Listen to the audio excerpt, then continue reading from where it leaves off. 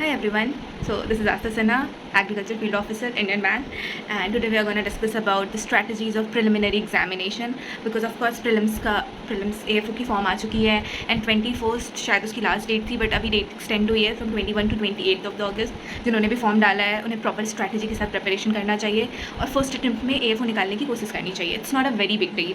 And secondly जिन लोगों ने फॉर्म नहीं डाला है बस ये सोच के कि हमने तो प्रिपरेशन नहीं करा, हमारी तो प्रिपरेशन काफ़ी JRF की तरफ थी या फिर किसी और एग्ज़ाम का प्रिपरेशन कर रहे थे। फर्स्ट ऑफ ऑल जनरली जो बच्चे फॉर्म नहीं डालते वो करंट ईयर के बच्चे होते हैं जिन्होंने जस्ट 2023 में ग्रेजुएशन किया होता है। उन्हें लगता है कि हम नेक्स्ट ईयर फॉर्म डालेंगे अच्छे से प्रिपरेशन करके। माई सजेशन है इसकी फॉर्म डाल दो, तुम्हारे पास इनफ टाइम है प्रिपरेशन का। एंड फॉर्म डालने से ना आपको स्ट्रैटेजी पता चलेगी कि किस तरीके से करना है। आप करोगे, आप पढ़ोगे, आप एग्ज़ाम दे के आओगे, आपको पैटर्न पता चलेगा। तो फॉर्म तो डाल ही दो, this is my suggestion. And so let's start our discussion regarding preliminary examination. ये जो डिस्कशन है ये टोटली मेरी प्रैक्टिकल थिंग्स के ऊपर बेस्ड है जो मैंने किया, जिसका रिजल्ट मुझे मिला। लास्ट में मैं अपने मार्क्स भी डाल दूँगी कि व्हाट मार्क्स आई।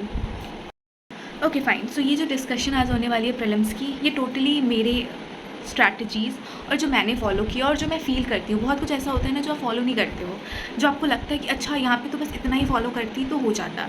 तो जो मेरे मिस्टेक से उससे भी सीखा है मैंने और जो मैंने करेक्ट किया है उन सब का एक मिक्सचर है this strategy. So let's start with English.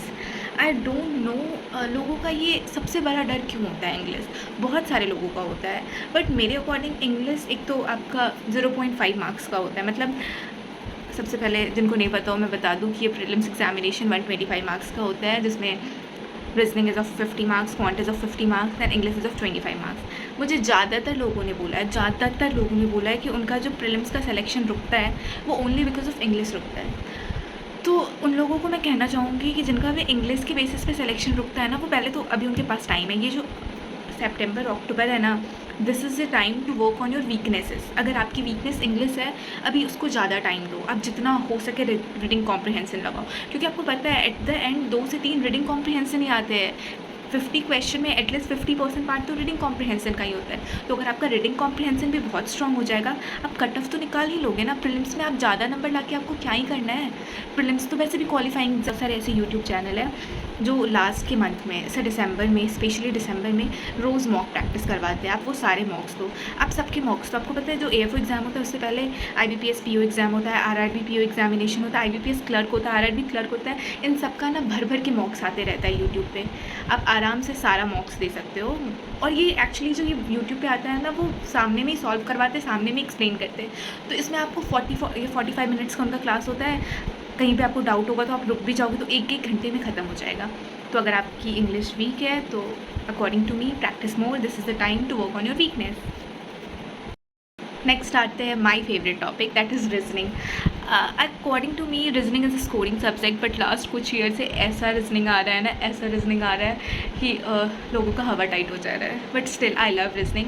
Reasoning का तो मैं कहूँगी पूरा ही सिलेबस करके जाओ। कुछ चीज़ आपको इसलिए करके जानी चाहिए ना फुल, और क्योंकि वो आपको एक कॉन्फिडेंस देती है और आपका कट ऑफ जो होता है ना ओवरऑल कट ऑफ उसको वो आगे लेके जाती है, मतलब उसको फुलफ़िल करती है।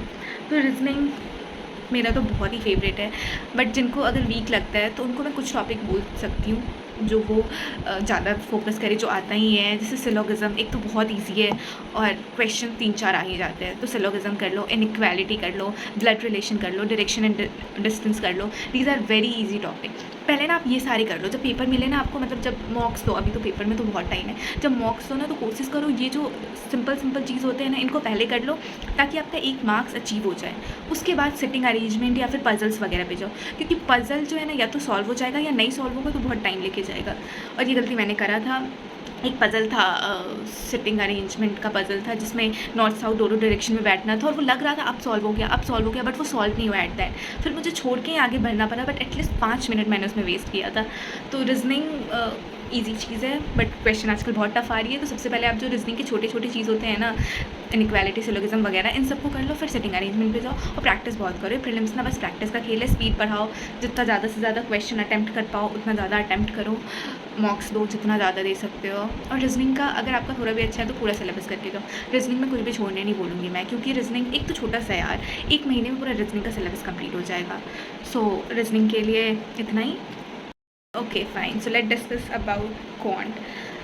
फ़ाइन, ये बहुत सारे बच्चों का वीक पॉइंट होता है क्वांट, क्योंकि हम बायोलॉजी के बच्चे होते हैं ज़्यादातर, एग्रीकल्चर वाले जो बीएससी एग्रीकल्चर वाले होते हैं, जो एग्रीकल्चर इंजीनियरिंग वाले होते हैं, फिर उनके लिए तो ईजी सा हो जाता है क्वांट हो, तो उनका प्लस पॉइंट हो जाता है, स्कोरिंग भी हो जाता है। बट जो बीएससी एजी वाले बच्चे होते हैं, उन्होंने 10th में अपना मैथ्स छोड़ दिया होता है, अब उनके लिए काफ़ी डिफ़िकल्ट होता है फिर से मैथ्स करना, स्पीड में करना, वगैरह वगैरह करना।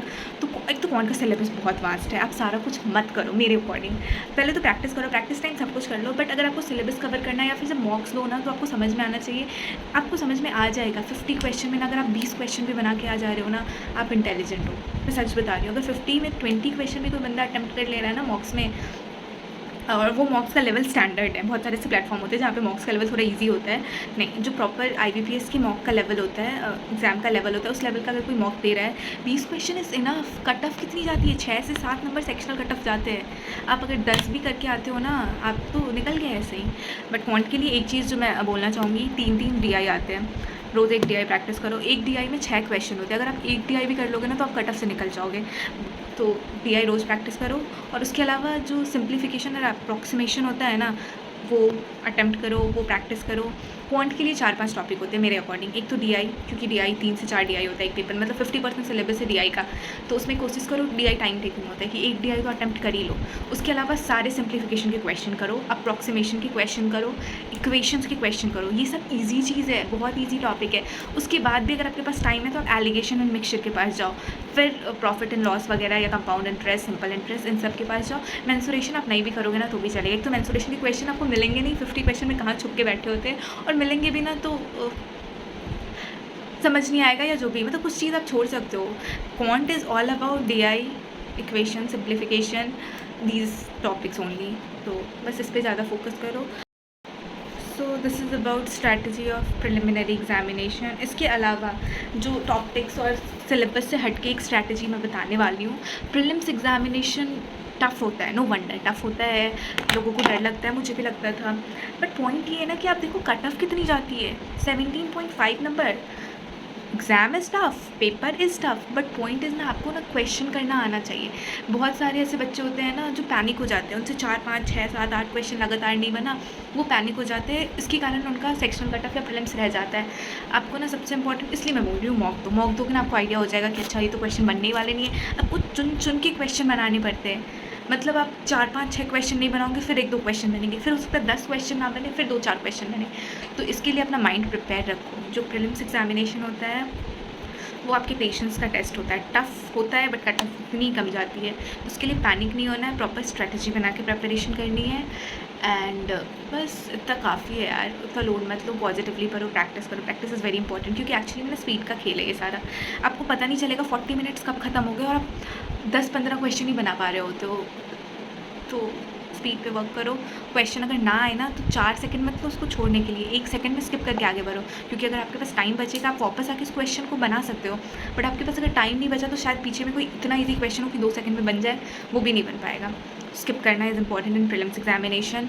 Speed fast is also important, proper strategy is important, and the most important thing is don't get panicked, because yes, prelims examination is tough, but see the cutoff. You can easily cross the cutoff if you are calm in the examination hall and you have good speed in quant and reasoning. That is all about prelims examination. So I think थोड़ा helpful रहा होगा, और जो लोग डर रहे हो prelims examination से उनको थोड़ी मोटिवेशन मिली होगी कि इतना भी टफ नहीं है। पेपर टफ होता है, क्या करना है अपने आप को पेपर से यार, अपने को तो कट ऑफ निकालना है ना, हमारे तो मार्क्स भी नहीं ऐड हो रहा है प्रीलिम्स का, तो हमें तो बस 18 नंबर लाने। इस बार तो 17.5 नंबर कट ऑफ गई थी, तो सोच ही लो पेपर और कट ऑफ का क्या रिलेशन है। सो बाय बाय।